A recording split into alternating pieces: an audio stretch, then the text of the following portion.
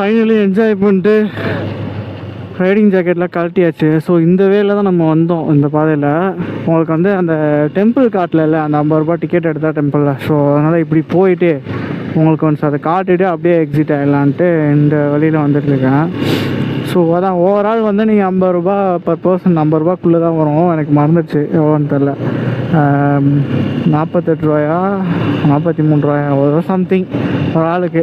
நீங்கள் அதான் பே பண்ணி வந்தீங்கன்னா இந்த 3 பிளேஸையும் விசிட் பண்ணிக்கலாம். அந்த இதுக்கு போகிறதுக்கு மட்டும் கையில் சேஞ்ச் வச்சுக்கோங்க. 10 ரூபா சேஞ்சு தான் கேட்குறாங்க.